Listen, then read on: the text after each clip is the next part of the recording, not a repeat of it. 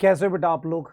तो अगर आप एक सीरियस कैंडिडेट हो जो नीट 2026 के लिए पढ़ रहा है, तो आपका एक पेन है जिसे आप बैकलॉग बोल सकते हो, आपका एक पेन है जिसे आप रिवीजन कह सकते हो, और आपका एक पेन है जिसमें आपको ये नहीं समझ में आ रहा कि टाइम कैसे मैनेज करना है। तो पीछे लिखा हुआ टॉपिक लिखा है अभ्यस्त 1.0। ये आपको हेल्प करने वाला है, बस आपको मेरी बात बहुत ध्यान से सुननी है ताकि आप उन चीजों को अपने अराउंड ठीक कर सकें। मैं आपसे अगर पूछूं एक बात कि नीट 2026 के लिए आपका सबसे बड़ा डर क्या है, मतलब नीट 2026 में सबसे बड़ा डर क्या है? पेपर छूट जाएगा, पेपर टफ आएगा? नहीं, आपके अंदर कहीं ना कहीं एक डर बनने लग गया है कि अगर मैं सिलेक्ट नहीं हुआ तो। बिल्कुल बन रहा है। आपको लग रहा है अगर मैं सिलेक्ट नहीं हुआ तो क्या होगा। इस डर को आपने थोड़ी देर साइड रखना है, बिल्कुल भूल जाना है कि ऐसा कुछ एग्जाम होने वाला है। आपने क्या करना है, मेरे साथ लगभग 1 महीने का डेली टारगेट चैलेंज आपने फॉलो करना है। अगर आप फॉलो कर पाए, अगर आप बने रह पाए, मैं बिल फिर बोलूंगा, अगर आप इस रेस में बने रह पाए 1 महीने के अराउंड, तो कहीं ना कहीं आप उस सिचुएशन में आ जाओगे जहां आपको नीट 2026 को लेकर डर नहीं लगेगा कि मैं इस साल सिलेक्ट नहीं होऊंगा। बात समझ में आ रही है? क्योंकि बहुत सारे बच्चों के ऐसे मैसेज थे कि सर क्या यहां से कुछ हो सकता है क्या? मैं बोलता हूं बिल्कुल हो सकता है। पर क्या 5 दिन में पूरी 11th हो सकती? बिल्कुल नहीं हो सकती। 11th होने के लिए कम से कम आपको एक टाइम फ्रेम में उस चीज को करना पड़ेगा और एक प्रोसेस फॉलो करना पड़ेगा जो मैं आपको बता रहा हूं। तो उसी को लेके मैं स्टार्ट कर रहा हूं बेटा अभ्यस्त 1.0। 1 महीने का 1.0 क्यों? क्योंकि हम 11th के लिए इसको करा रहे हैं। 1 महीने का डेली टारगेट टेस्ट है। इसमें आपके पास वर्कशीट है, शॉर्ट नोट्स हैं, समरी लेक्चर है, एनसीईआरटी के इंपॉर्टेंट पॉइंट्स हैं। क्लियर है? बात करते हैं इस पे पूरी डिटेल में। सबसे पहले हम क्या देंगे आपको, एक डिटेल लेक्चर लगभग 3, साढ़े 3, 2.5 घंटे, 2 घंटे, जैसा चैप्टर उसके हिसाब से एक डिटेल लेक्चर। अगर आपने कोई लेक्चर नहीं देख रखा या आपको भूल गए हो या आपको कुछ याद नहीं आ रहा, तो यहां से आप लेक्चर से रिवाइज कर सकते हो। जिस दिन लेक्चर आएगा उसी दिन आपका शॉर्ट नोट्स आएंगे। फिर उसके बाद आपको एक वर्कशीट मिलेगी और टेस्ट मिलेगा। ये सब कैसे होगा मैं आपको थोड़ा सा समझाता हूं। एक्चुअल में क्या है, 1 महीने तक आपके 3 पैरेलल प्लानर चल रहे होंगे। एक टेस्ट का प्लानर चल रहा होगा जिसे मैं माइलस्टोन टेस्ट कहता हूं, जिसके 2 टेस्ट हुए थे, डिसकंटिन्यू किया, उसको हम लोग कंटिन्यू करेंगे। तो एक प्रॉपर टेस्ट चल रहा होगा माइलस्टोन टेस्ट, और जो हर ट्यूसडे और फ्राइडे को हुआ करेगा, एक चैप्टर का टेस्ट है। प्रॉपर प्लानर में आपको सब कुछ देने वाला हूं। उसके अलावा अगर ट्यूसडे को टेस्ट है तो संडे को आपको लेक्चर मिलेगा। किस चैप्टर का मिलेगा? जिसका ट्यूसडे को टेस्ट है। तो संडे को आपको लेक्चर आएगा, शॉर्ट नोट्स आएंगे। उसके बाद आपको क्या आएगा, मंडे को आपको क्या आ जाएगी, वर्कशीट आ जाएगी और समरी आ जाएगी।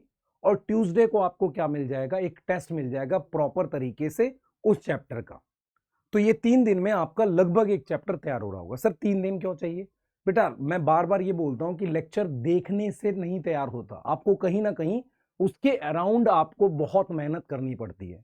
आप ये बात अब फील कर सकते हो क्योंकि आपने अभी तक बहुत सारे सिर्फ लेक्चर्स देखे हैं। इतने सारे वन शॉट चलते हैं, इतनी सारी सीरीज चलती हैं। सब लोग क्या करते हैं, एक लेक्चर देके बच्चे को छोड़ देते हैं कि बेटा तू देख ले, खुश हो जा, फिर हमसे आके बैच में पढ़। मैं बिल्कुल क्लियर बोल रहा हूं, अगर तैयारी करनी है तो पूरी करनी पड़ेगी। ठीक है? तो कैसे चलेगा मैं आपको समझाता हूं। 3 प्लानर चलने वाले। जैसे मान लो मेरे पास 18 तारीख को फोटोसिंथेसिस इन हायर प्लांट का क्या है, मेरे पास टेस्ट है। तो इसका मतलब क्या होगा, मेरे पास उसका एक लेक्चर आएगा। कब आएगा? 16 को। इसका मतलब कल एक लेक्चर आ सकता है। उसके साथ उसके शॉर्ट नोट, इवनिंग तक लेक्चर और शॉर्ट नोट्स आपको मिल जाएंगे। मंडे को क्या आएगा, उसका समरी लेक्चर आएगा और साथ में एनसीईआरटी की समरी लेक्चर, मतलब कैसे उसको रिवाइज किया कम टाइम में, वो आएगा। साथ में एनसीईआरटी के कुछ इंपॉर्टेंट पॉइंट्स मार्क करके और वर्कशीट आएगी। 18 तारीख को आपको एक टेस्ट पेपर मिलेगा मॉर्निंग में, और इवनिंग तक वो रहेगा, और उसकी फिर आपकी आंसर की आएगी उसी दिन। उसके साथ में एक ओएमआर भी दे दूंगा जिसको आपने प्रिंट करके पहले ही रख लेना है। तो बहुत सारी ओएमआर आप पहले से प्रिंट कर सकते हो, उसको यूज कर सकते हो। तो इस तरीके से आपको इसको करना है। ठीक है? ऐसे ही अगला टेस्ट आपका फ्राइडे को होगा, रेस्पिरेशन इन प्लांट का। तो इसमें भी आपके 45 क्वेश्चन है, इसमें भी 45 क्वेश्चन है। अब मान लो अगला ट्यूसडे आ गया, उसको मेरे पास प्लांट ग्रोथ एंड डेवलपमेंट का टेस्ट है। अब प्लांट ग्रोथ डेवलपमेंट का जो टेस्ट है उसमें मेरे पास फोटोसिंथेसिस भी आएगा, रेस्पिरेशन भी आएगा। तो कहीं ना कहीं नंबर ऑफ क्वेश्चन बढ़ा के वहां मैंने 60 कर दिए। तो एक प्रॉपर प्लानर है ताकि आपका इकट्ठे भी रिवाइज हो सके, क्लियर है। और 3 प्लानर चल रहे हैं, एक चल रहा है टेस्ट का प्लानर जो हर ट्यूसडे और फ्राइडे को हो रहा है, एक चल रहा है लेक्चर प्लानर जो हर संडे को, और अगर फ्राइडे को टेस्ट है तो आपका कब आएगा, वेडनेसडे को लेक्चर आएगा, और एक चल रहा है आपका समरी लेक्चर। तो अगर ट्यूसडे को टेस्ट है तो 3 अलग अलग पैरेलल प्लानर चल रहे हैं जो हर दिन आपको चीजें मिलती रहेंगी। कहां मिलेंगी, टेलीग्राम चैनल पे लेक्चर नोट्स, आपके सारे टेस्ट, ये सारी चीजें मिलेंगी। लेक्चर कहां पर आएंगे, यूट्यूब चैनल पे आपको प्रॉपर तरीके से lecture, summary lecture date wise मिलते रहेंगे, इवनिंग में आपको मिल जाएंगे। आपने उन्हें देखना है, उसके अकॉर्डिंग प्रिपरेशन करनी है। अब यहां पर एक चीज और है जिसपे हम लोग काम कर सकते हैं, ये डिपेंड करता है कि आप कितना एफर्ट करते हैं। असर्शन रीजन, अगर हम कहीं ना कहीं 20, 25, 30 क्वेश्चन पर चैप्टर असर्शन रीजन कर पाए तो हम उसको बेटर तैयारी को और ज्यादा बेटर कर ले जाएंगे। अब उसको करने के लिए बेटा आपकी तरफ से एफर्ट देखना पड़ेगा। आप सीरियस हैं, आप लिखिए कमेंट में कि अभ्यस्त असर्शन रीजन, तो मैं उस पर और सोच सकता हूं, जितनी ज्यादा कमेंट्स होंगे उसके हिसाब से एफर्ट हम लोग उसको बढ़ा सकते हैं। क्लियर है।